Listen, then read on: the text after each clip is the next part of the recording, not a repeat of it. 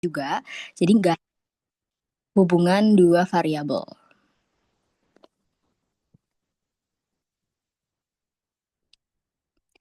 Alur metode yang kita gunakan, yang pertama ada identifikasi variabel, yaitu ada jam tidur per hari, kita simbolkan sebagai X, waktu belajar per hari kita simbolkan sebagai Y, dan tingkat konsentrasi kita simbolkan C besar. Kemudian kita melakukan pengumpulan data menggunakan kuesioner Google Form untuk data primer mahasiswa, misalnya ada 100 responden.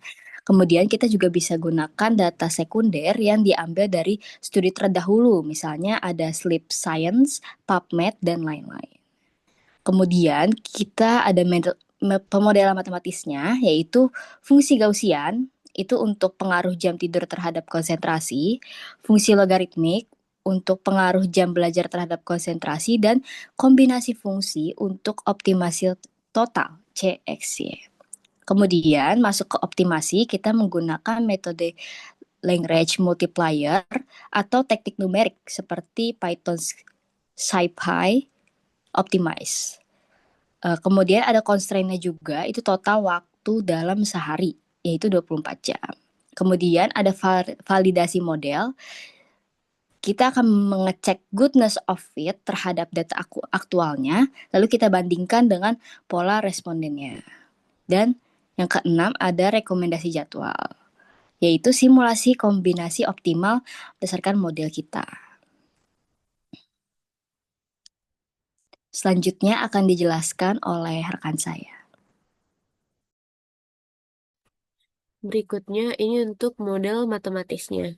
Di sini ada fungsi konsentrasi total C. Nah, dari fungsi ini kita lihat keterangannya, yaitu X di mana itu merupakan jam tidur, Y jam belajar, A dan B itu bobot pengaruh. Di sini berdasarkan regresi atau datanya. Mu itu rata-rata durasi tidur ideal, misalnya dirata-ratakan di 7 sampai 8 jam.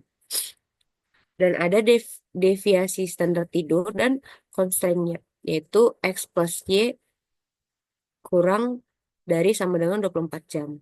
Nah, di sini kami akan menggunakan data real, di mana sumber data yang pertama itu data primer, yaitu dari kuesioner online tentang durasi tidur dan belajarnya, tingkat konsentrasinya. Di sini skalanya 1 sampai 10 dan waktu puncak konsentrasi pagi, siang, atau malam. Nah, sumber data yang kedua itu data sekunder, yaitu dari studi akademik, data kesehatan kampus, atau eh, dari pertanyaan kuesionernya, yaitu berapa rata-rata jam tidur Anda per hari, berapa jam Anda belajar dalam setiap hari, dan nilai konsentrasi Anda saat belajar. Nah, itu untuk model dan penggunaan data realnya.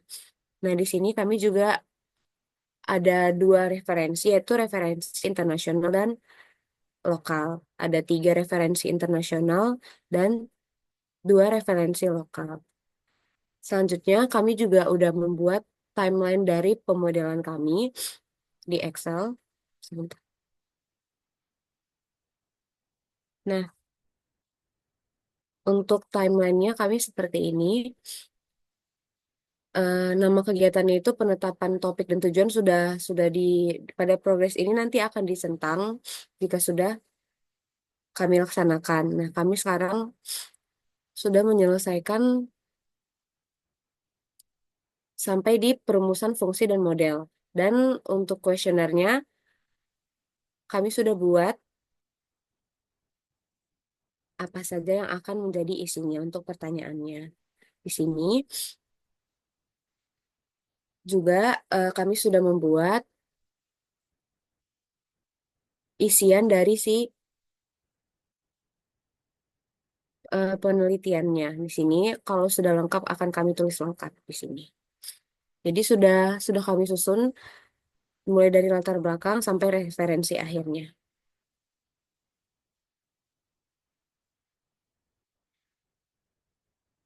Sekian presentasi progres dari kelompok 11. Terima kasih, Bu. Oke, baik, sudah cukup ini ya. eh, kemajuannya cukup bagus saya kira ya. Jadi begini, mungkin masukannya tadi ketika memodelkan, nah boleh itu dari referensi juga tidak masalah. Tetapi mohon nanti dijelaskan konstruksi modelnya ya. Nah di situ tadi kan muncul eksponen pangkat sekian. Nah kenapa kok bisa muncul itu? Kenapa pangkatnya itu misalkan x apa tadi itu x kali y kalau apa gitu ya untuk pangkatnya ya. Nah, di situ ya, X kali mu ya, X kali mu kuadrat per, nah itu per 2, kemudian itu sigma ya.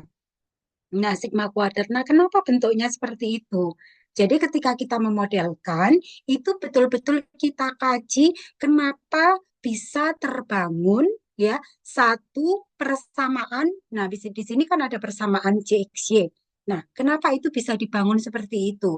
Kenapa A dikali dengan pangkat minus? Nah, kenapa pangkatnya minus? Nah, misalkan seperti itu. Kemudian B dikali dengan ln Y plus satu. Nah, ini itu pun kenapa itu menjadi konstruksi modelnya gitu ya terkait dengan permasalahan real yang tadi sudah dijelaskan. Gitu ya. Nanti itu bisa di apa kalau misalkan nanti dituliskan itu bisa dituliskan dalam paragraf begitu. Nah, pembentukan CXY sendiri itu nanti adalah fungsi konsentrasi total itu eh, dibangun misalnya atau dikonstruksikan sebagai, nah misalkan seperti itu. Kalau ini kan baru pendefinisian variabelnya ya, X jam tidur, kemudian Y jam belajar. Dan ini berlaku untuk teman-teman dan untuk kelompok yang lain juga. Jadi ketika kita mengkonstruksikan model, kita betul-betul harus menguraikan model itu betul-betul detail, gitu ya. Kenapa itu dikali, kenapa itu dijumlahkan, dikurangkan, kenapa itu dibagi. Nah, itu harus muncul. Kenapa eksponen, kenapa itu len, ya. Nah, itu munculkan nanti di sini. Itu sebagai fondasi atau sebagai basic construction dari model itu. Itu yang penting ya, gitu. Nah, ini tadi ada beberapa rumus ya yang muncul, barangkali ada satu dua gitu ya tadi ya. Nah, itu nanti uraikan dengan detail. Nah, kemudian di sini terkait dengan populasi ya. Di sini populasinya itu harus disebut. Populasinya apa ini Mbak tadi? Populasinya ini ya, mahasiswa di mana? UNJ di judul apa? Populasinya. Nah, ini ya berarti waktu belajar mahasiswa. Nah, nanti di sini populasinya itu nanti harus kita tentukan. Nah, misalnya di sini mahasiswa mana? Apakah ini mahasiswa keseluruhan mahasiswa UNJ? Ataukah ini mahasiswa di FMIPA saja? Atau barangkali di rumpun matematika saja? Nanti silakan di sini didefinisikan untuk tahu, untuk bisa nembak nanti kuesioner itu akan kita bagikan ke siapa. Dan nanti untuk kuesioner itu, apakah ini kuesionernya itu apa eh, cukup sampel saja? Saya kira kalau misalkan ini terkait dengan apa yang sudah disampaikan itu, saya kira kuesionernya itu full populasi ya berarti ya. Yang bisa menjawab itu full populasi karena setiap individu itu pasti punya jawaban sendiri-sendiri, punya ukuran sendiri-sendiri. Nah, kalau bisa kuesionernya nanti disebarkan gitu ya, full populasi.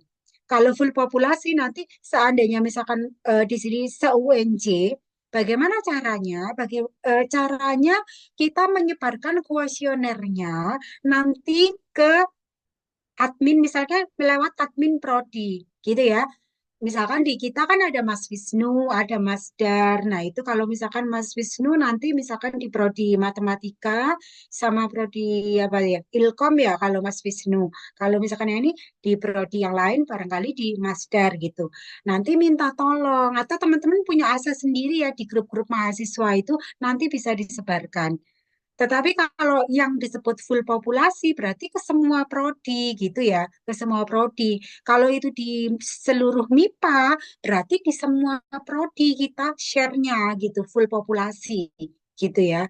Nah, itu akan lebih baik. Jadi, tugasnya sekarang itu. Nah, untuk itulah sebetulnya ini bisa dipersempit lagi judulnya. Nah, ini waktu belajar mahasiswa. Nah, mahasiswa di mana di sini? Apakah mahasiswa secara umum atau bagaimana? Gitu ya. Tetapkan di situ populasinya. Karena kenapa di situ harus muncul populasi? Karena di situ tadi ada data primer, ya. Kalau kita menyebut itu data primer, itu pasti ada populasinya juga. Sekunder itu juga ada populasinya. Tetapi lebih riskan ketika datanya itu primer karena kita harus menyebarkan kuesioner, kita harus apa mendefinisikan atau siapa nih respondennya, kita harus tetapkan dulu gitu ya. Kita parameter apa saja yang hendak kita yang kita butuhkan gitu ya, yang kita butuhkan ketika kita menyebarkan kuesioner itu. Nah, kuesioner sendiri harapannya bisa menjawab semua parameter yang kita butuhkan gitu ya, jangan sampai nanti apa dua kali ketika kita nyebarin kuesionernya ternyata ada yang kurang gitu. Lebih baik dianalisa ya setiap parameternya kan, variabel dan parameternya itu kita analisa. Nah, kira-kira mana yang akan terjawab dengan kuesioner, mana yang tadi sudah betul, mana yang data sekunder, mana yang data primer. Kalau data sekunder, kita harus menyebutkan sumbernya itu dari mana.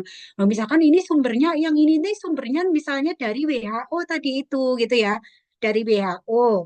Ada sumber yang tadi mungkin dari paper jurnal. Kalau menyebutnya fitting, biasanya itu dari paper jurnal karena di situ kita tidak memperolehnya dengan survei langsung ya, gitu.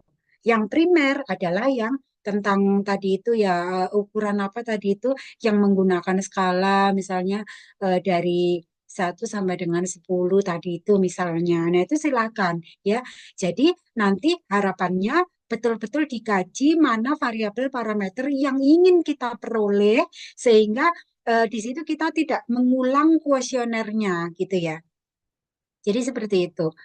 Nah, untuk referensi di sini tadi ada 3 referensi internasional, ada 3 ini ya yang nasional itu bisa ditambahkan. Di dalam menulis jurnal kita itu minim aja biasanya referensi itu minim aja itu 15-an gitu ya. Nanti bisa bisa tentang model matematikanya, bisa juga tentang kajian medisnya. Kalau kajian medis berarti tentang apa? Ya tentang mungkin tentang gaya apa namanya tentang gaya belajar gitu ya, tentang pola tidur itu juga referensi tidak masalah. Selain selain itu ada referensi yang relevan yang terkait dengan model matematikanya sendiri nanti ditambahkan. Bahkan kalau di jurnal internasional yang itu memang betul-betul apa reputasinya tinggi, itu kadang-kadang yang namanya referensi itu teman-teman itu bisa minta 50 minimal 50 referensi. Coba kebayang ya, gitu. Jadi nanti silakan bisa dilanjutkan nulisnya dan tadi untuk timeline ya, untuk timeline itu ditambahkan ini ya nanti ya, ditambahkan tanggal-tanggalnya ya. Timeline kapan ini selesai gitu tuh ditambahkan tanggalnya kapan gitu agar kita bisa mencapai target ya. Seperti itu ya. Ada yang ditanyakan dari kelompok yang sudah presentasi? Dari saya sudah cukup, Ibu. Terima kasih banyak, Ibu, atas masukannya, Ibu. Nanti akan saya Oke. perbaiki lagi, Bu. Oke, baik. Oke. Sudah bagus ya. Nanti mohon untuk bisa diperbaiki lagi. Oke, bisa lanjut ke kelompok berikutnya. Baik, terima kasih banyak, Ibu. Sama-sama.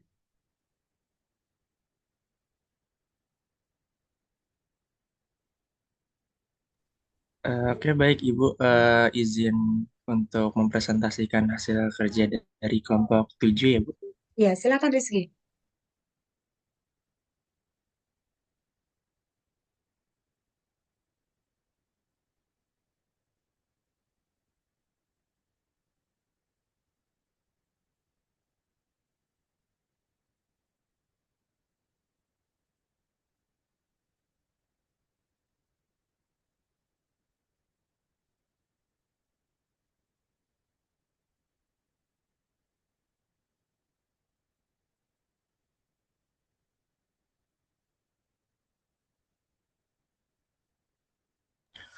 Oke, baik. Bismillahirrahmanirrahim. Assalamualaikum warahmatullahi wabarakatuh. Sebelumnya, perkenalkan kami dari kelompok 7 dengan anggota saya sendiri Muhammad Rizky Rahman Hakim dan ada Ananda Fitri Rahmawati serta Ulwan Kotada. Pada kesempatan kali ini, kami akan mempresentasikan hasil kerja kami mengenai pemodelan yang nantinya akan kami kerjakan, yaitu perencanaan rute baru Transjakarta dari wilayah Condet ke Kalisari menggunakan teori graf berbobot dan algoritma Floyd-Warshall. Mengenai latar belakangnya, perkembangan kota Jakarta sebagai pusat aktivitas ekonomi dan juga sosial menuntut sistem transportasi publik yang cepat, efisien, dan menjangkau seluruh lapisan wilayah. Salah satu bentuk transportasi massal yang saat ini dominan di Jakarta adalah Transjakarta, yang terus memperluas jangkauan trayeknya demi mengakomodasi kebutuhan mobilitas masyarakat. Namun, belum semua wilayah di Jakarta itu mendapatkan akses layanan yang optimal. Contohnya, wilayah dari Condet ke Kalisari di Jakarta Timur hingga saat ini belum terhubung langsung dengan layanan utama Transjakarta, sehingga masyarakat masih bergantung pada moda transformasi informal atau kendaraan pribadi. Oke, pernyataan ini berasal dari BPS Provinsi DKI Jakarta tahun 2022.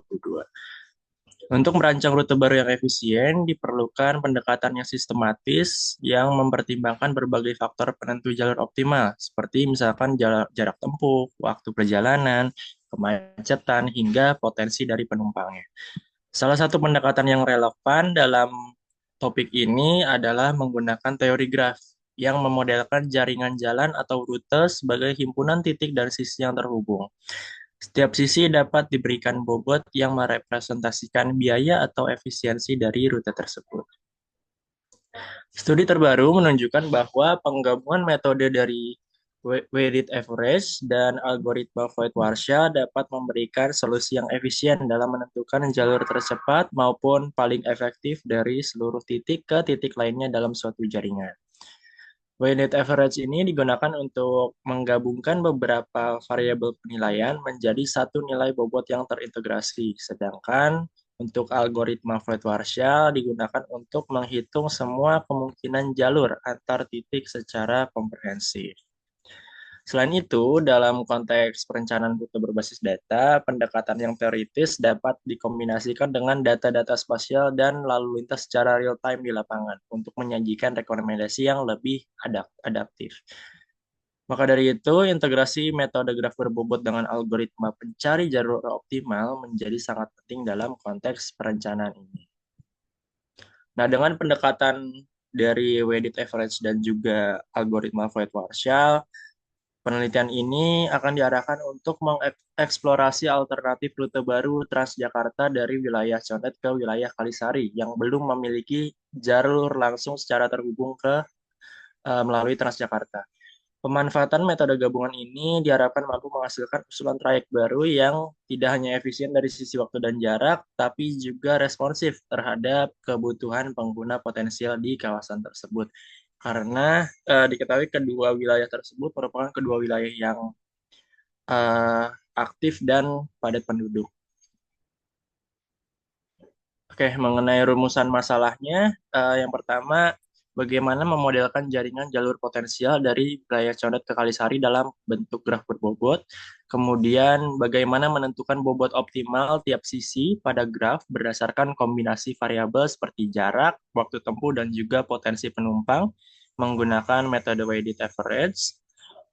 Bagaimana algoritma Floyd-Warshall dapat digunakan untuk menentukan rute paling efektif, dan apa saja alternatif rute terbaik berdasarkan analisis bobot dan jalur. Adapun tujuan penelitiannya, membentuk model graf jaringan jalur transportasi, menggabungkan beberapa variabel penilaian rute menjadi satu bobot, mengimplementasikan algoritma Floyd-Warshall untuk menentukan semua jalur yang potensial dan efektif antar simpul, dan menyediakan alternatif rute baru dari Transjakarta yang layak dan strategis untuk wilayah Jakarta Timur. Manfaat penelitiannya kami bagi menjadi dua. Secara teoritis, menambah kajian aplikatif teori graf dalam bidang transportasi publik di wilayah perkotaan. Kemudian memberikan contoh kombinasi metode weighted average dan Floyd Warshall dalam studi jaringan transportasi. Adapun secara praktis tentunya memberikan usulan trayek baru Transjakarta yang mempertimbangkan efisiensi dan keterjangkauan.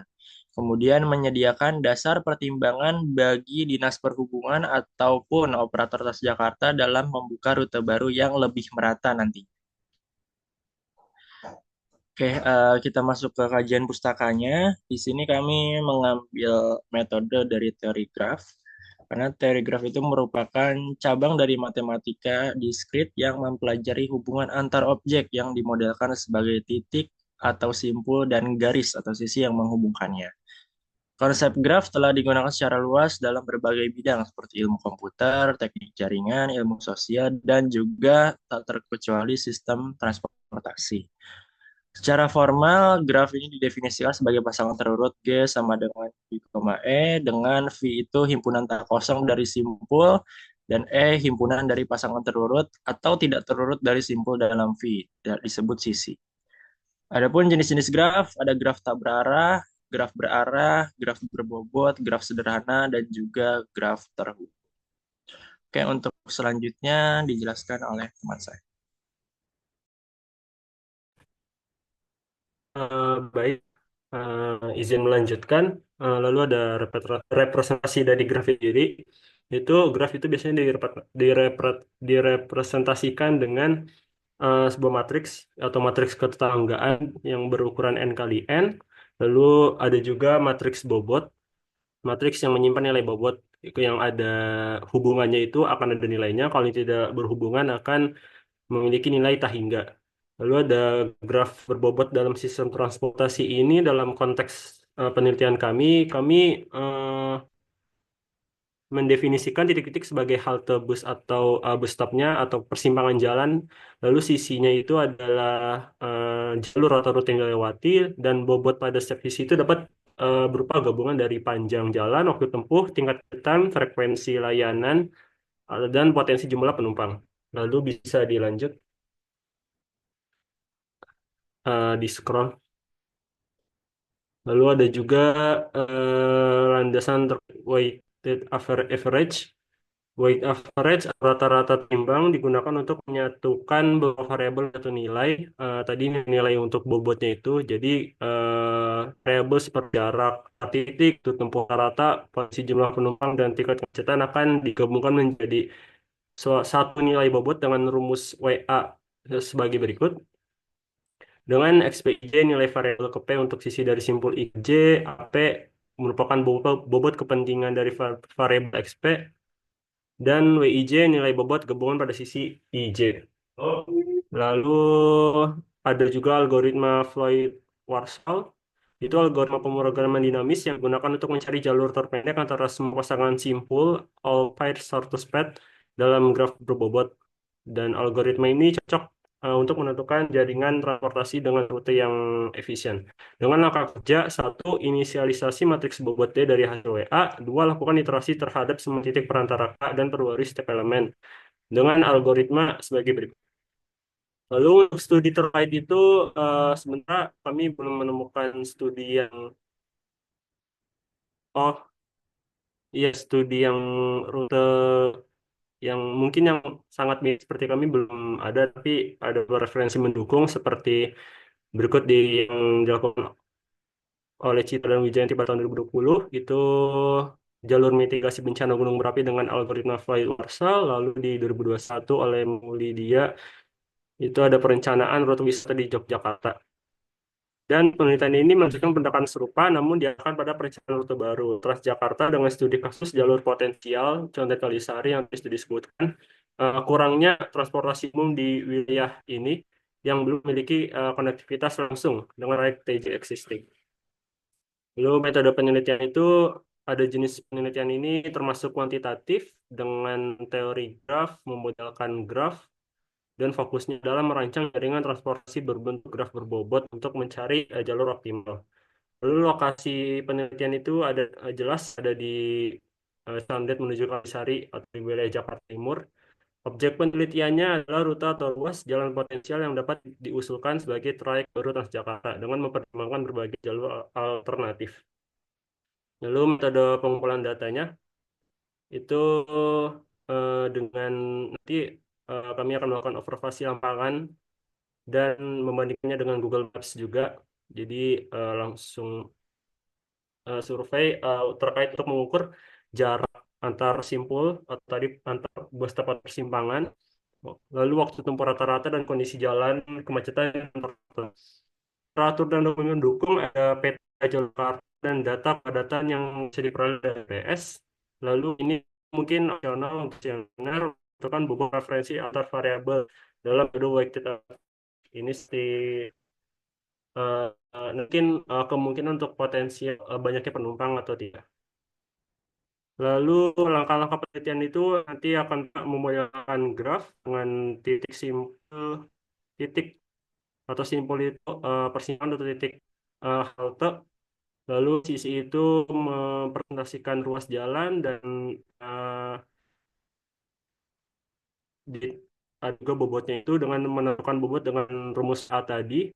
Lalu setelah graf dan bobot sudah terbentuk akan dilakukan.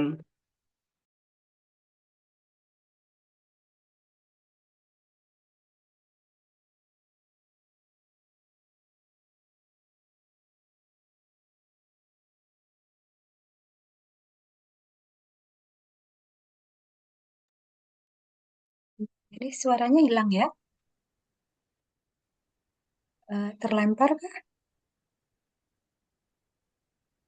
Baik, maaf Oh, ada jaringan.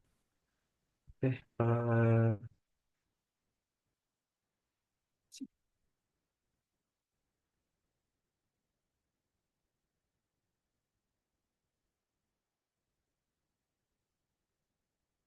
Baik, lalu sudah mendapatkan graf dan bobotnya, akan dicari rute optimal dengan menerapkan algoritma Floyd-Warshall dan menganalisis alternatif rute dari Condet titik asal dan ke Kalisari titik tujuan. Dengan tadi algoritma Floyd-Warshall akan ditemukan rute optimalnya juga beserta juga rute alternatif jalur terbaik dan akan ada visualisasi hasil dalam bentuk peta graf atau diagram.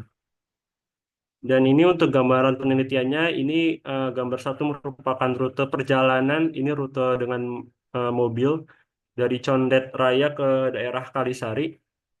Dan seperti tadi di langkah metode penelitian, gambaran penelitian ini yaitu pertama pemetaan lokasi ke dalam graf berarah berbobot dengan beberapa simpul ya yang dinotasikan dengan V1, V2, V3 seterusnya sampai Vn. Dengan contoh simpul misalnya V1 itu halte atau pelang bus stop Condet Raya, lalu V2 itu Jalan Batu Ampar, V3 itu Pertigaan Kampung Tengah, V4 itu Jalan Raya Bogor, dan V5 itu Kalisari atau tujuan terakhirnya. Dan setiap ruas jalan potensial antar titik diwakili sebagai sisi atau edge. Lalu penentuan bobot setiap sisi dengan weight average itu dengan variabel misalnya X1 IJ itu merupakan jarak, X2 IJ itu waktu tempuh rata-rata, X3 IJ itu potensi penumpang. Dengan bobot pentingnya masing-masing A1, A2, A3, maka rumus bobotnya dapat ditulis sesuai tadi rumus yang ada di landasan teori sebagai berikut. Dan bobot ini dapat direpresentasikan dengan menggunakan matriks bobot agar terlihat lebih mudah. Dan hasil perhitungan dari seluruh sisi dimasukkan ke dalam matriks bobot sebagai berikut. Yang tak hingga itu berarti tidak ada hubungan sisi antar kedua simpul. Yang ada nilainya berarti ada hubungannya ada sisinya. Lalu setelah didapatkan graf, bobot, dan representasi matriksnya bisa langsung ke penerapan Floyd-Warshall algorithm untuk menentukan jalur optimal atau mencari jalur minimum dari setiap simpul ke semua simpul lainnya. Dengan rumus iteratif sebagai berikut, di mana DIJ 0 itu sama dengan WIJ, dan hasil akhir DIJ adalah bobot jalur minimum dari simpul I ke J. Dan diperoleh hasil akhir rute terbaik. Dari hasil akhir matriks Floyd-Warshall, ambil semua jalur dari simpul awal ke simpul akhir, dan bandingkan total bobot untuk mendapatkan rute tercepat dan rute paling efisien. Itu mempertimbangkan gabungan waktu, jarak, dan aksesibilitas. Baik, ini referensi yang kami dapatkan untuk sementara. Mungkin itu saja yang dapat kami presentasikan terkait progres penelitian kami. Mohon maaf bila ada kesalahan. Oke, baik. Itu tadi juga progresnya bagus ya. Jadi pertanyaannya di sini, apakah di lokasi yang tadi, Mas, di lokasi ini itu memang sudah ada jalur apa? Sudah ada jalur Transjakartanya ya di Condet ini, dari Condet ke Kalisari. Memang sudah ada ya jalur Belum Transjakarta. Oh, itu belum belum ada ada ya. Ibu. Oh, nanti berarti di sini rekomendasinya adalah untuk membuat rute baru gitu ya sebenarnya ya. Iya Ibu. Masukannya nanti kebermanfaatan dari penelitiannya gitu ya. Oke, I- jadi nanti perlu dipertimbangkan juga gitu, perlu dipertimbangkan lokasi-lokasi dari Transjakarta yang sudah ada. Kira-kira di situ kalau misalkan dibangun atau mungkin ada cabang lagi gitu ya, dihubungkan lagi dengan titik-titik yang tadi ditambahkan gitu, itu apakah memungkinkan gitu ya? Ya silakan ya, modelnya yang tadi sama masukannya dengan kelompok sebelumnya. Tadi kan dibentuk gitu ya model, ada rumus. Nah, itu perlu nanti dijelaskan. Tadi kan ada itu apa UV berapa, kemudian berapa. Nah, itu ada kan tadi itu. Jadi itu tadi per ketika kita membentuk itu kenapa kok bisa begini, kenapa kok bisa begitu, kenapa ditambahkan, dikurangkan, dibagi, dikali, tetap itu harus dijelaskan di dalam paragraf-paragraf begitu. Dan nanti kalau ini memang harus survei ya, harus survei. Selain itu juga bisa dari Google Map tadi gitu ya. Silahkan nanti digambarkan. Nanti terkait dengan eh, ini terkait dengan jarak saja atau juga terkait dengan apa price juga Mas nanti untuk bobotnya jarak. Untuk price karena di Transjakarta sendiri itu makan tarif tetap itu 3.500 jadi kalau timbang price Bu. Oh, jadi nggak ada price ya berarti ya. Oke, berarti di sini eh, yang di yang dilihat cuma jarak saja ya Mas ya, jarak efektif gitu ya, jarak paling dekat gitu maksudnya. Iya Ibu. Jarak dan melihat juga mungkin mempertimbangkan waktu tempuh dan potensi keramaian penumpang di beberapa titik Bu. Oke, oke. Oke, saya kira bisa dilanjutkan itu nanti gitu. Sekali lagi, karena di sini betul-betul real dan kita harus mempertanggungjawabkan hasil dari penelitian kita itu agar bisa memberikan informasi yang betul-betul akurat gitu ya. Nanti tolong itu betul-betul nanti disurvei, bisa dengan Google Map, bisa dengan mencoba datang ke sana gitu, kemungkinan-kemungkinan yang bisa dilakukan gitu ya. Di sini misalkan tepatnya di apa dibangun jalur lagi seperti apa di situ modelnya. Silakan nanti seperti apa di sini konstruksinya ya. Modelnya secara matematis dijabarkan, referensinya ditambahkan lagi itu tadi referensinya bisa lebih bervariasi lagi gitu ya. Paling tidak di situ 15 itu minimal ya, 15 referensi yang jurnal internasional itu minimal loh 15. Nanti bisa ditambahkan lebih daripada itu. Gitu ya. Saya kira itu ya masukannya ya. Bisa dilanjutkan gitu ya. Ada Baik, terima pertanyaan? kasih banyak Bu. Iya, oke. Cukup Bu dari kami. Oke. Oke, bisa lanjut ke kelompok berikutnya. Silakan. Baik, Ibu izin share screen ya, Bu. Ya, silakan Najwa.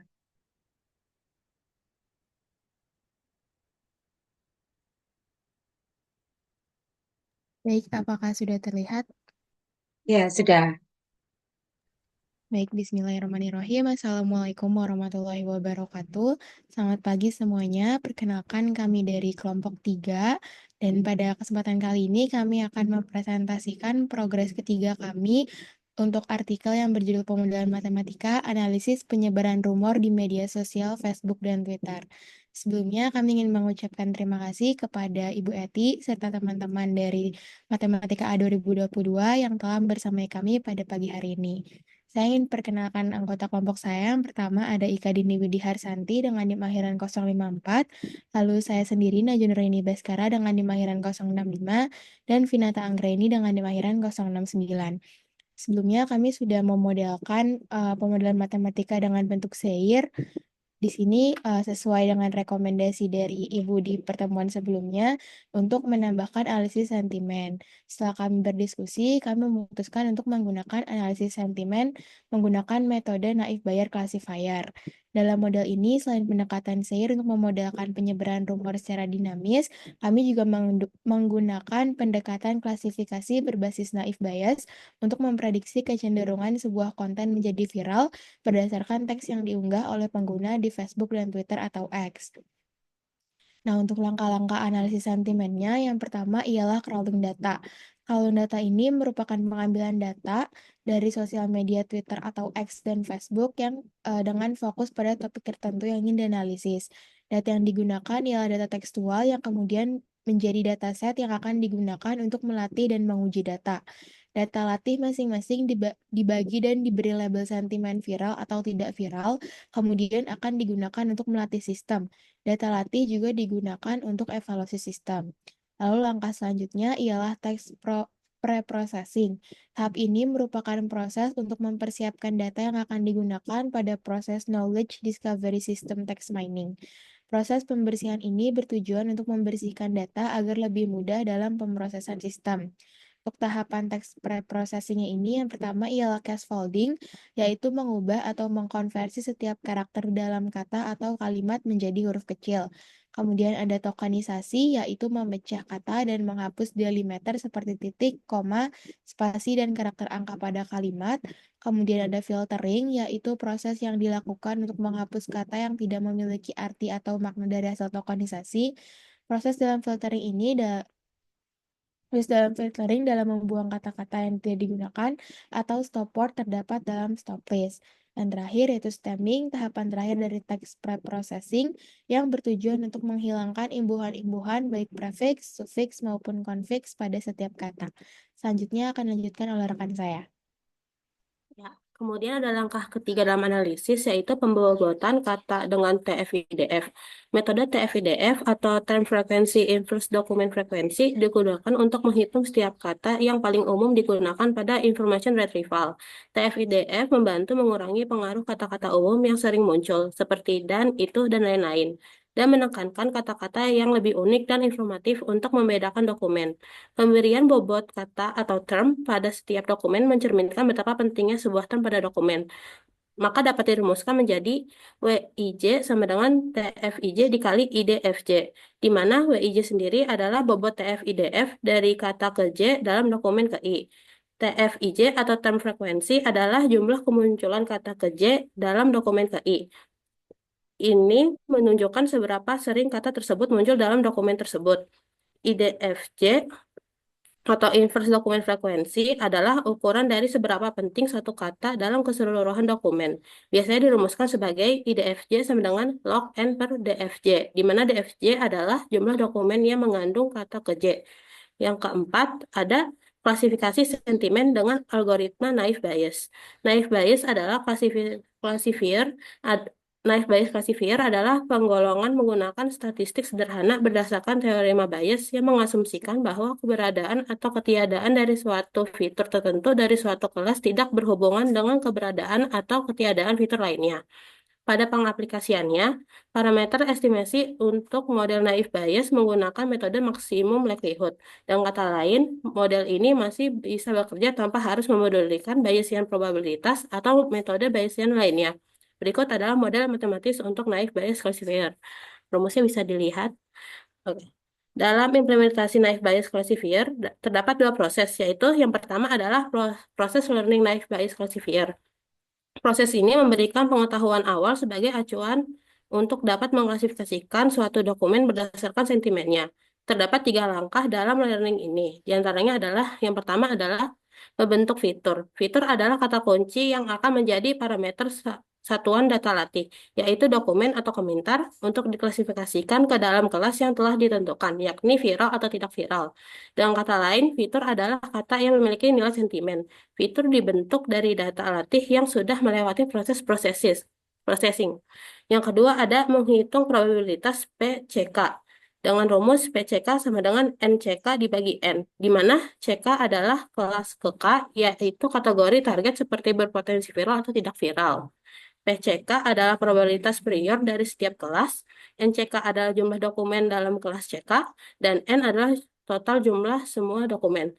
Dan langkah terakhir yaitu menentukan probabilitas PXI bersyarat CK atau likelihood dengan Laplace smoothing.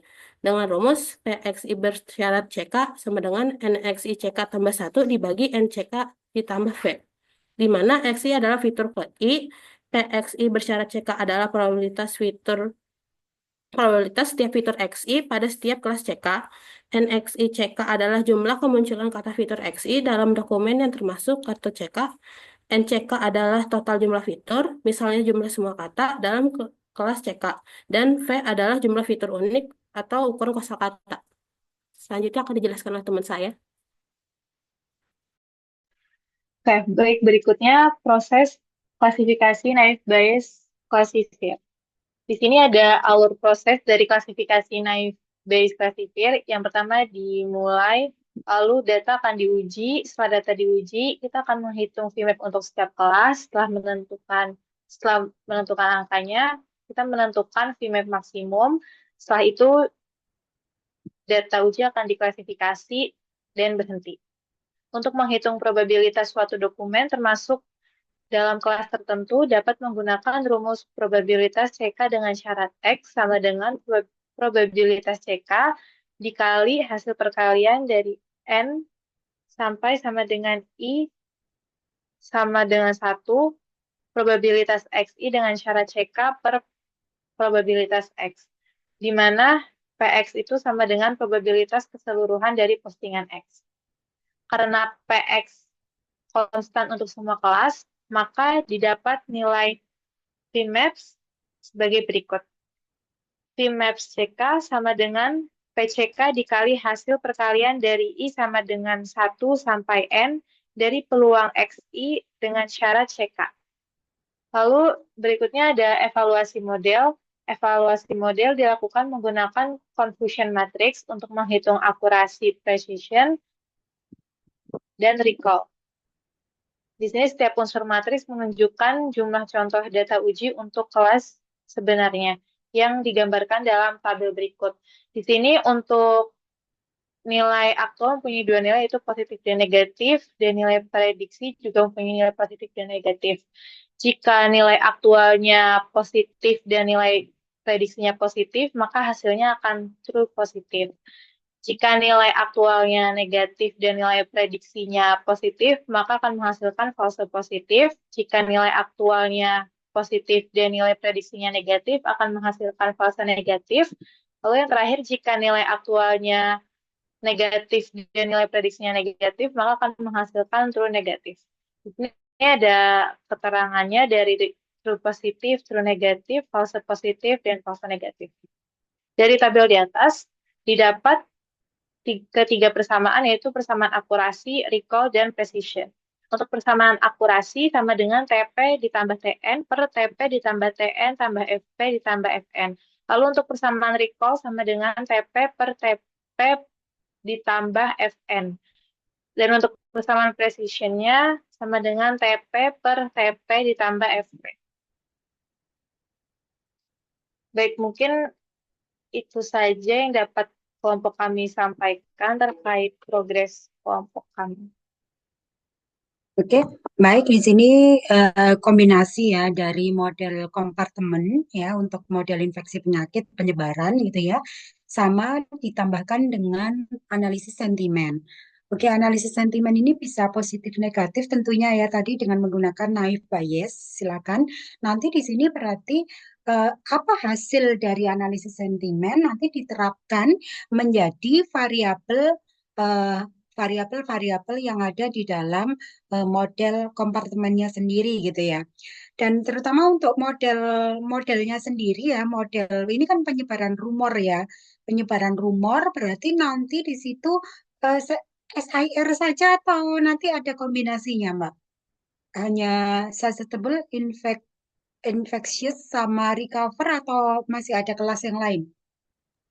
Untuk sejauh ini kita belum coba cari tahu lagi, jadi sementara pakai sayur dulu aja Ibu. Tapi nanti akan kita coba research lagi untuk metode lainnya. Ya, karena saya kira kalau model itu pasti tidak cukup kalau itu SIR ya, mesti ditambahkan apa lagi seperti itu. Ada yang mungkin ragu-ragu, barangkali juga ada edukasi dan lain sebagainya gitu ya. Nanti itu bisa dipelajari setelah mungkin menganalisa tentang yang analisis sentimennya gitu ya. Untuk rumus-rumus, Mbak, sekali lagi rumus-rumus di sini sama dengan kelompok yang lain ya perlu dijelaskan detail ya pembentukannya, kenapa itu seperti itu. Ya, tadi itu kan ada juga di atas ya, yang memunculkan rumus itu harus dijelaskan gitu ya, secara detail. Kenapa itu terbentuk seperti itu gitu. Walaupun itu dari referensi misalnya, tetap harus dijelaskan detail ya, karena itu menjadi dasar untuk model matematikanya sendiri gitu ya. Dan di sini Mbak nanti perlu bisa ini juga gitu ya. Bagaimana sih nanti memikirkan kira-kira variabel apa nih yang ada kaitannya analisis sentimen dengan apa yang akan dimodelkan di model kompartemennya. Nanti kira-kira bagaimana nih? Apa menyatukan keduanya karena di sini ada analisis sentimen juga ada model infeksi penyakit ya, gitu ya.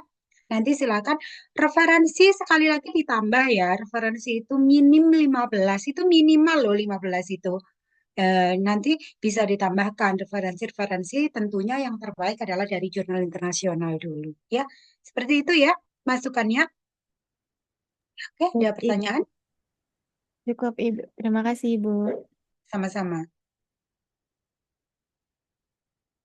Silakan bisa lanjut jika ada yang mau konsultasi lagi. Ibu izin share screen ya Bu?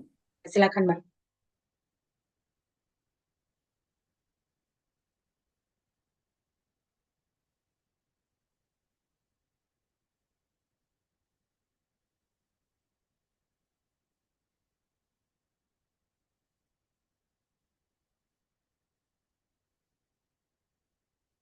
Assalamualaikum warahmatullahi wabarakatuh. Selamat pagi. Terima kasih kepada Ibu Eti Dwi Wiraningsih yang sudah memberikan kesempatan kepada kami. Pada pagi hari ini, kelompok kami, yaitu kelompok 10, akan mempresentasikan mengenai penerapan model supply demand untuk memprediksi kenaikan harga tiket pesawat saat Lebaran. Nah, dimulai dari tahap pertama yaitu kita mengumpulkan datanya dengan tujuan untuk mengumpulkan data historis harga tiket, jumlah penumpang atau demand-nya, dan kapasitas kursi sebagai supply dan faktor lainnya. Data-data yang dibutuhkannya itu berupa harga tiket pesawat per rute dan tanggalnya, kemudian jumlah penumpang per hari dan per rute, kemudian jumlah penerbangan, yaitu kapasitas kursinya dalam per hari, kemudian waktu pemesanan, yaitu beberapa hari sebelum keberangkatan, kemudian variabel waktunya pada hari libur nasional, Ramadan, dan Lebaran, kemudian faktor cuaca atau delay-nya bila ada, kemudian kebijakan harga atau subsidi jika ada. Nah, selanjutnya sumber data yang akan kami ambil itu ada dari tiket.com, Traveloka, kemudian Kementerian Perhubungan, dan BPS, Badan Pusat Statistik. Selanjutnya, tahap kedua yang kami butuhkan yaitu pemrosesan data. Nah, langkah-langkahnya itu berupa membersihkan data dengan menghilangkan duplikat dan data kosong, kemudian normalisasi variabel dengan misal harga dalam satuan seragam. Kemudian transformasi waktu jadi fitur hari ke M sebelum Lebaran dan hari dalam seminggu dan lain-lainnya. Kemudian tahap ketiganya itu kita mengidentifikasi supply dan demand-nya. Di mana demand-nya atau permintaannya itu yaitu berupa jumlah penumpang yang memesan tiket per rute per waktu. Kemudian supply atau penawarannya itu berupa jumlah kursi pesawat per rute per waktu, kemudian menghitung rasio demand per supply-nya dengan indikator tekanan harga. Kemudian tahap keempat yaitu pembentukan modelnya. Model yang digunakan, kita tuh menggunakan model ekonometrik atau statistik sederhana. Nah, misalnya harga alfanya itu, misalkan harganya sama dengan alfa plus beta sebagai demand, kemudian beta 2 sebagai supply, dan beta 3 sebagai waktu plus gamma. Kemudian model machine learning-nya untuk memprediksi harganya kita menggunakan linear regression, kemudian ada random forest regressor, kemudian ada XGBoost regressor, dan bisa juga dengan neutral network jika datanya itu besar. Tahap kelima yaitu mengevaluasi modelnya dengan menggunakan data testing itu sebagai perbandingan prediksi dengan harga aktual. Kemudian metode evaluasinya itu kita menggunakan tiga, ada RMSE atau root mean squared error, kemudian ada mean absolute error, dan R kuadrat sebagai koefisien determinasi. Selanjutnya tahap yang keenam, yaitu solusi dan rekomendasinya. Dengan menyediakan sistem prediksi harga berbasis waktu dan rute, memberi rekomendasi waktu terbaik untuk membeli tiket misalnya 30 hari sebelum lebaran atau 2 minggu sebelum lebaran dan semacamnya. Kemudian saran untuk penyedia transportasi yang menyesuaikan supply dan bahan pertimbangan pemerintah untuk investasi harga atau subsidi. Selanjutnya ada modal matematika yang akan dipresentasikan oleh teman saya. Baik, selanjutnya ada modal matematika di mana kenaikan harga tiket pesawat saat Lebaran dipengaruhi oleh interaksi antara permintaan dan penawaran, serta faktor waktu dan hari libur. Untuk menganalisisnya digunakan model ekonometrik linear sederhana yang menghubungkan harga tiket dengan jumlah penumpang, kapasitas kursi, jarak hari menuju Lebaran, dan status hari besarnya. Model ini membantu memahami pengaruh masing-masing variabel serta memprediksi harga secara kuantitatifnya. Lalu untuk model ekonometrik linear sederhana ini, kita misalkan variabelnya itu di mana PT-nya itu adalah harga tiket pada waktu T, DT-nya itu permintaan, jumlah penumpang, ST-nya itu supply, jumlah kursi pesawat, TT-nya itu jarak hari menuju Lebaran, misalnya 30 hari sebelum Lebaran, yaitu berarti sama dengan 30, dan HT-nya itu dummy variabel untuk libur besar, misalkan satunya itu 1 Lebaran dan 0 itu hari biasa. Nah, maka model dapat dirumuskan sebagai berikut, di mana PT sama dengan alfa ditambah beta 1 DT ditambah beta 2 kali 1 per ST ditambah beta 3 kali TT dan ditambah beta 4 HT dan ditambah TT. Untuk dan ditambah epsilon T, di mana keterangannya itu alfanya itu sama dengan intercept atau harga dasar, beta satunya itu koefisien pengaruh permintaan terhadap harga, dan beta 2-nya koefisien pengaruh supply terhadap harga dalam bentuk inverse karena supply menurun, di mana harganya itu, kalau misalkan supply-nya itu harganya naik, dan beta 3 itu koefisien pengaruh waktu menuju Lebaran terhadap harga, dan beta 4 itu koefisien pengaruh hari besar Lebaran terhadap harga, dan epsilon T-nya itu error term atau residual pada waktu ke T. Nah, di sini untuk catatannya di mana fraksinya jika 1 per ST menandakan bahwa harga cenderung naik ketika kapasitasnya menurun, dan bisa juga menggunakan log transformasi jika distribusi harga tidak normal. Oke, selanjutnya itu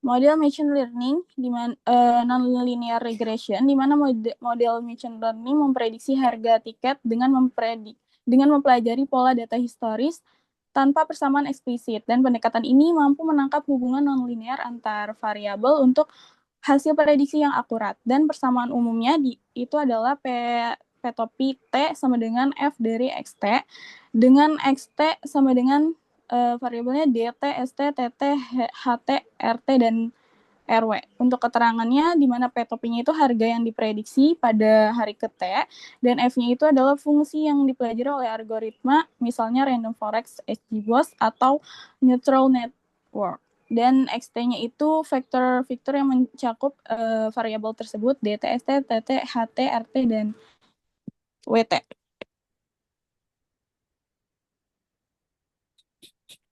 Nah, selanjutnya di sini ada evaluasi model machine learning untuk mengukur akurasi prediksi digunakan metrik MAE-nya di mana rumusnya itu 1/n dikali jumlah dari I sama dengan 1 sampai N dari nilai mutlak P I dikurang P topi I. Dan untuk RMS-nya itu sama dengan akar dari 1/n dikali jumlah dari I sama dengan 1 sampai N dari PI dikurang P topi I kuadrat. Untuk R kuadrat atau koefisien determinasinya, yaitu R kuadrat sama dengan 1 dikurang jumlah dari I sama dengan 1 sampai N dari PI dikurang P topi I kuadrat dibagi jumlah dari I sama dengan 1 sampai N dari PI dikurang P bar kuadrat. Baik, untuk referensinya kita baru menemukan 2 referensi dari jurnal internasional. Mungkin untuk progres selanjutnya kami juga akan menambahkan referensi minimal 15 seperti yang sudah disampaikan oleh Ibu. Untuk progres dari kelompok kami sendiri, timeline dari progres kami, yang pertama itu kita pemilihan topik, rumusan masalah, dan latar belakang yang relevan. Lalu kita melanjutkan studi literatur mengenai teori model matematika dan aplikasinya, lalu merumuskan tujuan, manfaat, dan batasan penelitian. Selanjutnya kita pemilihan dan penjelasan variabel, asumsi, serta definisi model. Selanjutnya kita pembentukan model matematika awal dan lalu pengumpulan dan pengolahan data yang relevan. Lalu pertemuan selanjutnya kita akan penyesuaian model dengan data, misalnya regresi, machine learning, dan sebagainya. Berikutnya kita akan mengevaluasi model dengan metrik menggunakan MAE, MSE, dan R kuadrat. Lalu kita akan menginterpretasi hasil dan validasi model. Selanjutnya kami akan penyusunan artikel, revisi keseluruhan artikel, dan terakhir hingga finalisasi artikel dan pengumpulan. Kemungkinan kurang lebihnya seperti itu, Bu. Mohon maaf sebelumnya jika ada kesalahan. Oke. Ini tentang ini ya, tadi tiket pesawat gitu ya. Nah, tiket pesawat ini diklasifikasikan nggak? Itu kan maskapai penerbangan itu kan banyak itu Mbak. Itu bagaimana itu? Apakah tiket secara keseluruhan atau bagaimana? Izin jawab Bu, Iya. mungkin kita nanti dilihat lagi ke depannya Bu. Tapi rencananya secara garis besarnya. Tapi nanti kalau misalkan ternyata lebih enaknya untuk mengerucut lebih kecil ke salah satu maskapai, kemungkinan kita akan ngambil ke maskapai yang paling sering diambil sama orang sih Bu. Yang misalkan contoh Jet Air itu paling sering dipesan sama orang, jadi nanti kita ngambil ke situ. Seperti itu Bu. Iya, karena kalau misalkan kita lihat di sini ya untuk memprediksi kenaikan harga tiket pesawat, eh, saya kurang tahu ya ini itu apakah kenaikannya nanti bisa dalam persentase. Misalnya di sini untuk semua maskapai gitu ya, untuk semua maskapai kenaikannya seragam dalam bentuk persentase. Apakah seperti itu atau setiap maskapai itu dia punya ini sendiri-sendiri, mungkin punya apa punya harga sendiri-sendiri, kenaikan sendiri-sendiri gitu. Nah, itu nanti silahkan disurvei tentunya ya di sini ya gitu. Sekarang karena untuk Garuda saja, Garuda misalnya kita bandingkan misalnya di sini dengan Citylink. Sama-sama sebetulnya di sini kan kalau dari perusahaannya barangkali sama, tetapi Garuda sama Citylink ini kan beda kelas lah intinya seperti itu ya, walaupun satu perusahaan. Nah itu kenaikannya itu saya kurang tahu, ini kenaikannya itu bisa jadi berbeda gitu ya. Kalau misalkan kita persentase, barangkali persentasenya juga berbeda. Alangkah baiknya nanti kalau misalkan memang bisa menginformasikan secara apa namanya, secara klasifikasi juga gitu, itu akan lebih baik sebenarnya. Oh ini maskapai penerbangan apa saja sih yang ada di Indonesia? Nah, kenaikannya ini berapa persen untuk tiap-tiap maskapai itu, gitu ya. Dan kalau misalkan disatukan secara persentase keseluruhan, nanti hasilnya bagaimana? Penyimpulannya. Saya kira kalau seperti itu akan lebih lebih bagus nanti penelitiannya. Gitu ya, Mbak ya. Referensi nanti tolong ditambahkan dan rumus-rumus yang muncul tolong sekali lagi dijelaskan. Bagaimana sih membangun rumusnya bisa seperti itu? Gitu ya, Mbak ya. Ada yang ditanyakan dari sini? Baik, Ibu sudah cukup jelas. Terima kasih banyak, Ibu, atas Iya. sarannya. Oke, baik. Ya,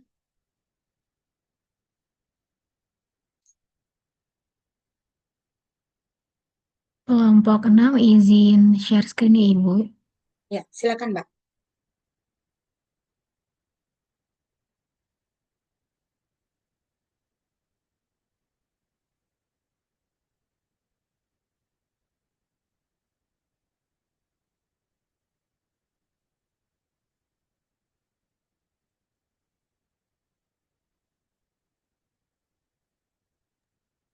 Izin membuka ya, Bu. Assalamualaikum warahmatullahi wabarakatuh. Selamat pagi, yang terhormat Ibu Eti dan juga teman-teman yang saya banggakan. Kami dari kelompok 6 ingin memaparkan progres dari kelompok kami. Mungkin untuk pertemuan kali ini, kelompok kami akan memberikan poin-poin yang progresnya saja ya, Bu. Sebelumnya, judulnya yang kami bawakan itu adalah modifikasi model SAIR dalam penyebaran konten media sosial dengan pendekatan kecanduan digital. Sebelumnya kelompok 6 terdiri dari 3 anggota. Yang pertama saya sendiri adalah Liza Raelia Sagala, kemudian Lila Aulia Yasmin dan juga Aldona Wijayanti. Nah, sebelumnya saya akan menjelaskan kompartemen modelnya. Itu kami terdiri dari 4, yaitu share, di mana S itu melambangkan untuk pengguna yang belum melihat konten, yang E itu untuk pengguna yang sudah melihat konten, I itu untuk pengguna yang aktif membagikan konten, dan R adalah pengguna yang jenuh dan berhenti membagikan konten.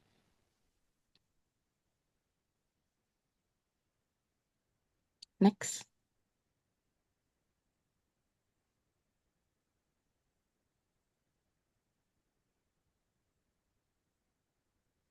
Nah, mungkin sebelumnya kompartemen model itu sudah dijelaskan di pertemuan kemarin. Nah, untuk progres kami di pertemuan yang sekarang itu adalah penambahan parameter di mana dijelaskan dalam 4 simbol, yaitu ada alfa sendiri, itu parameternya sebagai intensitas pengguna dengan deskripsi frekuensi membuka sosial. Kemudian ada beta, yaitu perhatian terhadap kontennya dengan deskripsi seberapa menarik konten yang kami buat tersebut. Terus ada gamma, yaitu parameternya keinginan membagikan konten dengan deskripsi dorongan membagikan konten. Dan yang terakhir ada beta, yaitu kejenuhan dengan deskripsi penurunan minat setelah overexposure. Selanjutnya akan dijelaskan oleh rekan saya. Selanjutnya kami akan menjelaskan rumus model SEIR yang dimodifikasi untuk menggambarkan penyebaran perilaku adiktif terhadap media sosial. Jadi di sini ada rumus model SEIR dimodifikasinya. Terus artinya itu perpindahan dari S ke E dipengaruhi oleh frekuensi penggunaan aplikasi itu disimbolkan oleh alfa, dan perhatian terhadap konten itu beta. Lalu transisi dari E ke I itu dipengaruhi oleh keinginan membagikan konten yang disimbolkan oleh gamma. Lalu transisi dari I ke R itu dipengaruhi oleh kejenuhan dan desensitisasi penggunaan. Itu disimbolkan oleh theta. Lalu untuk mengukur tingkat kecanduan pengguna terhadap media sosial, kami menggunakan indeks kecanduan media sosial dengan rumus seperti ini. AT sama dengan omega 1 alfa T ditambah omega 2 beta T ditambah omega 3 gamma T. Di sini AT adalah indeks kecanduan pada waktu T, lalu omega 1, omega 2, dan omega 3 adalah bobot yang menunjukkan pengaruh relatif dari masing-masing komponen.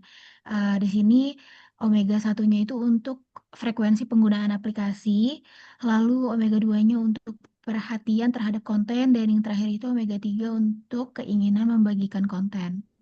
Misalnya, jika perhatian terhadap konten sangat memengaruhi kecanduan, maka omega 2 akan bernilai lebih besar dibanding yang lain. Lalu gamma sendiri adalah parameter yang menunjukkan keinginan seseorang untuk membagikan konten. Jadi semakin besar nilai gamma, maka semakin cepat seseorang yang hanya melihat konten berubah menjadi aktif membagikannya.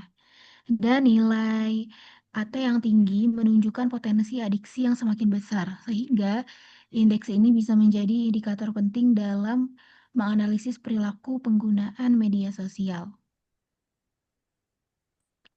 Sekian dari progres kelompok 6. Mungkin dari Ibu Eti atau teman-teman sekalian ada yang ingin ditanyakan. Oke, jadi di sini tentang kecanduan ya, kecanduan apa media sosial gitu ya Mbak ya intinya ya. Iya, Ibu, betul. Ada spesifik kecanduannya itu apa gitu, misalnya kecanduan eh, media sosial itu apakah keseluruhan media sosial gitu, ataukah spesifik ke media sosial tertentu nih? Untuk sekarang kami masih menelitinya di seluruh media sosial, Bu. Mungkin nanti ke depannya kami bisa merujuk terhadap satu media sosial, Ibu. Oke, nah yang perlu diperhatikan mungkin modelnya sendiri ya. Kalau share itu kan apa standar model itu kan share sebenarnya ya gitu. Tapi sebenarnya untuk model-model kecanduan itu nanti bisa lebih kompleks gitu ya. Dalam artian nanti bisa modelnya itu nggak cuma 4 kompartemen, bisa jadi lebih dari 4 kompartemen. Nanti silakan itu di apa? Silakan itu dianalisa. Barangkali di sini juga ada edukasi gitu ya. Kecanduan itu oke bisa sembuh, bisa menular lagi.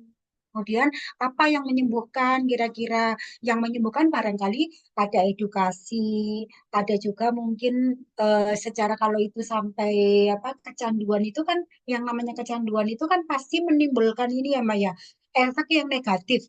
Barangkali itu sampai ke masalah psikologis, emosional gitu ya. Barangkali itu perlu treatment juga. Nah, kalau begitu nanti ada kelas treatment, ada kelas edukasi, bisa ditambahkan seperti itu ya, daripada nanti modelnya hanya share gitu, hanya share maksud saya ya, seperti itu. Nanti silakan masih bisa dieksplorasi lagi ya untuk ini ya. Nanti silakan bisa dikombin, misalkan mau dengan optimal kontrol juga boleh. Tadi yang rumus yang tadi adiksi sama dengan apa tadi itu tadi tentang ininya ya, mau apa? Tentang pembentukan apa? Model apa itu? Rumus apa? Kalau yang itu, Bu, itu mengenai indeks kecanduan si Tuh, individunya itu sendiri, Bu. indeks kecanduan ini. Nah, itu nanti didapatnya berarti dari kuesioner atau apa, Mbak? Untuk itu. Iya, Ibu, kami berencana untuk menyebarkan kuesioner untuk eh, untuk yang indeks kecanduannya tadi, Bu. Oh, gitu. Nanti berarti kalau di sini kan ada data primer ya, karena ada menyebarkan kuesioner gitu ya. Jadi nanti perlu kita definisikan dulu di sini populasinya harus jelas dulu. Karena kan untuk model deterministik itu full populasi sekali lagi ya. Lain kalau modelnya statistik. Kalau model statistik kita itu bisa menggunakan sampel gitu ya. Jadi tidak harus keseluruhan populasi kalau model statistik. Kalau model-model deterministik itu untuk keseluruhan populasi sekali lagi. Jadi di sini kita perlu mendefinisikan juga populasinya itu di mana nih gitu. Apakah di Jakarta? Apakah di Jakarta Timur? Apakah di sini hanya untuk mahasiswa saja? Nah, nanti ini perlu di statement juga ya di sini ya. Nah, modelnya masih bisa divariasi. Kemudian referensi masih bisa ditambahkan tentunya ya Mbak ya. referensi, nanti bisa ditambahkan ya minimal seperti yang saya sampaikan tadi 15 lah minimal itu ya dari jurnal-jurnal internasional misalnya. Saya kira banyak referensi tentang apa kecanduan media sosial. Nanti bisa kita pikirkan ya kira-kira eh, apa nih yang bisa masalah terbuka yang kira-kira menarik untuk kita tambahkan. Seperti itu ya Mbak ya, masukannya ya. Baik, Ibu, terima kasih. Oke.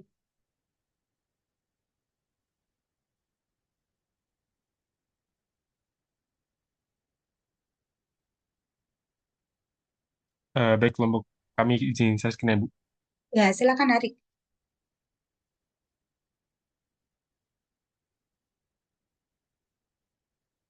Apakah sudah terlihat, Bu?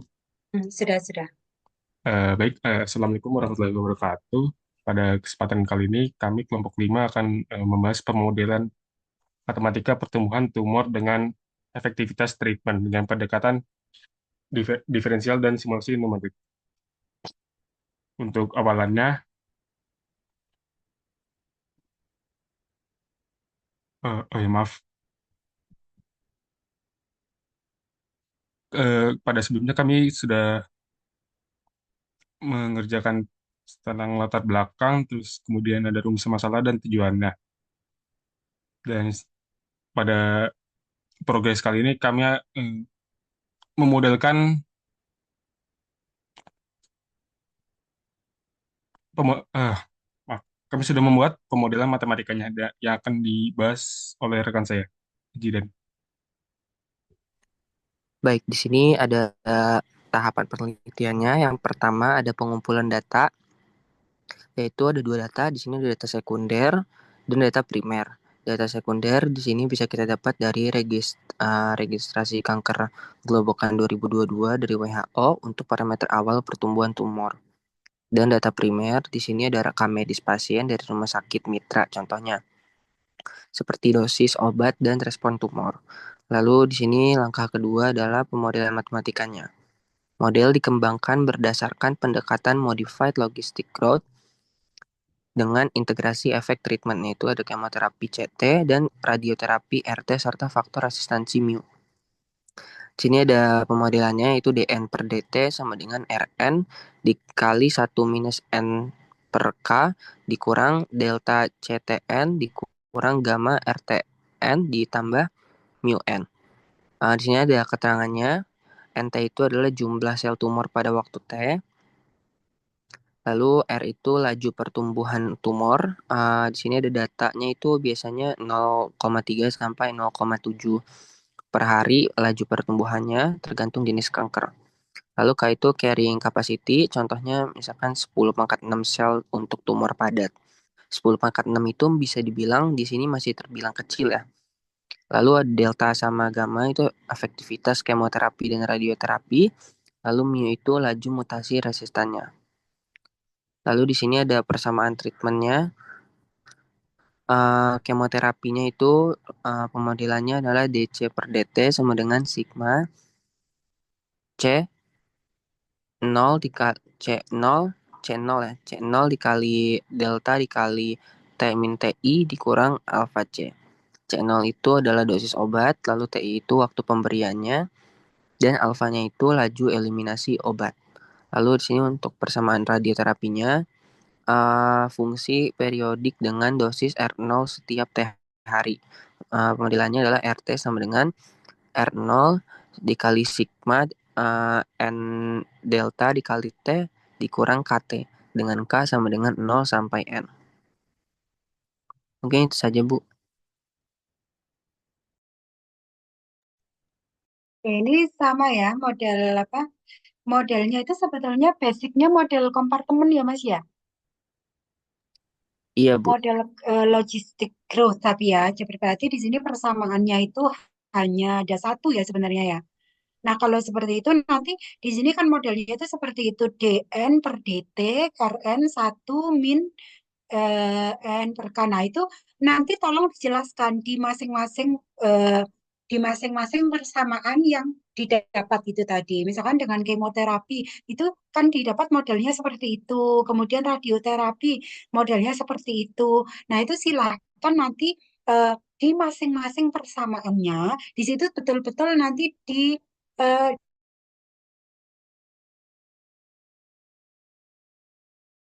dikaji gitu. Itu sampai dengan apa nih? Yang misalkan kemoterapi itu satu sampai apa itu? Belum ya, belum lengkap ya tulisnya ya. Harusnya yang berjalan apa? Iya, I. Bu. Itu ibu yang berjalan, Bu. Nah, seperti itu ya. Nanti silakan di situ dijelaskan. Kenapa di situ eh, rumusnya seperti itu, kenapa dikurangkan, kemudian kenapa di situ dijumlahkan, itu dimunculkan gitu, diberikan penjelasan di dalam bentuk paragraf. Seperti itu ya. Nah, ini bagus ya karena tentang tumor. Nah, tentang tumor itu sebetulnya di sini lebih ke model mikro ya, bukan model makro. Jadi di dalam sel, model kecil gitu di dalam sel, perkembangan tumor itu di dalam sel. Dan nanti juga bisa bisa kita ini apakah nanti tumor itu berkembang menjadi kanker atau bagaimana itu masih bisa dieksplorasi saya kira. Ini bagus ya tentang kanker itu. Ini kanker. Ini sudah nanti tumornya itu ada juga yang sampai kanker ya Mas berarti ya di sini ya. Iya, Bu, itu. Oh iya ya oke. Oke, silakan ya nanti tetap kebaruan penelitiannya perlu di statement di latar belakang tentunya perbedaan penelitian ini dengan penelitian sebelumnya. Referensi ditambah, dituliskan yang bagus nanti ya latar belakang dan lain-lainnya gitu. Saya kira bisa dilanjutkan ya gitu. Untuk analisisnya nanti analisis kestabilan saja atau ada analisis yang lain di sini?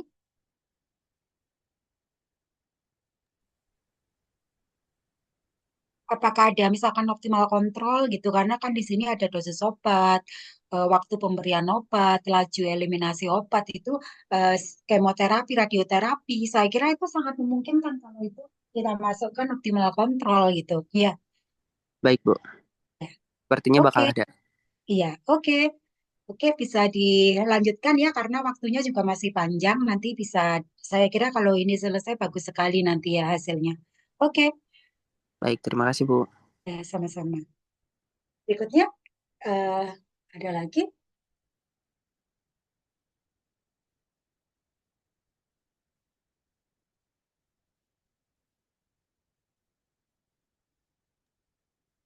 Ibu, izin bertanya, Bu.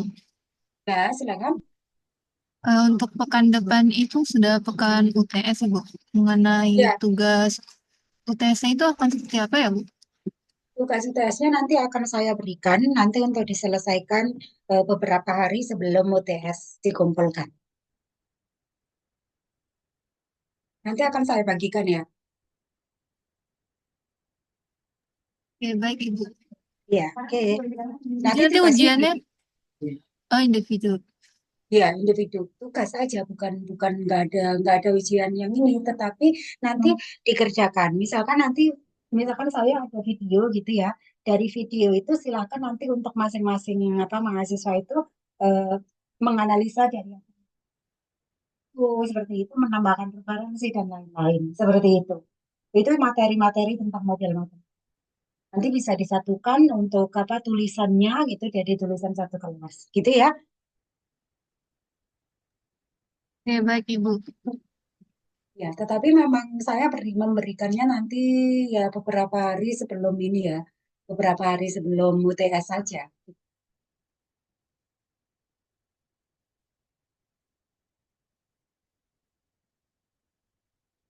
Ya, silakan. Ada lagi kelompok yang mau melaporkan progresnya, silakan.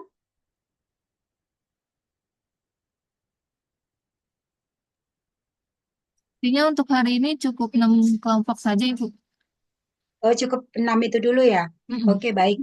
Yang lain berarti masukan yang tadi itu juga secara umum sama ya untuk kelompok yang lain gitu ya. Jadi silakan ketika kita memodelkan itu teman-teman itu betul-betul harus jelas gitu ya. Bagaimana konstruksi modelnya sampai dengan itu. Kenapa muncul variabel parameter itu? Kenapa itu dijumlahkan operasinya itu? Kenapa itu dijumlahkan, dikurangkan, dikali, dibagi? Kenapa itu len, kenapa itu kemudian eksponen, itu harus muncul alasannya ya. Sekali lagi itu harus dijelaskan karena itulah sebetulnya core dari pemodelan itu. Itu ya, bagaimana mengkonstruksi satu model matematika. Oke, dan ini karena terkait dengan banyak yang mahasiswa yang di sini sebetulnya terkait dengan data primer. Nah, kalau data primer itu betul-betul dilakukan sesuai dengan tahap-tahap atau langkah-langkah bagaimana kita eh, mengkolek data primer, ya, gitu. Bagaimana menyusun kuesionernya, jumlah respondennya itu nanti bagaimana, populasinya apa, itu harus kita tentukan gitu ya. Kalau modelnya statistik boleh dengan menggunakan sampel ya. Ada di situ berapa sampel yang memenuhi. Kalau modelnya statistik. Kalau modelnya deterministik itu lain lagi, itu harus full populasi. Gitu ya. Untuk model-model dengan persamaan diferensial tadi teman-teman yang sudah dijelaskan tadi, ini berlakunya untuk populasi yang jumlahnya besar, gitu ya. Tidak bisa untuk populasi yang jumlahnya kecil. Karena apa? Untuk menjamin bahwa di setiap kelas itu ada nilainya gitu.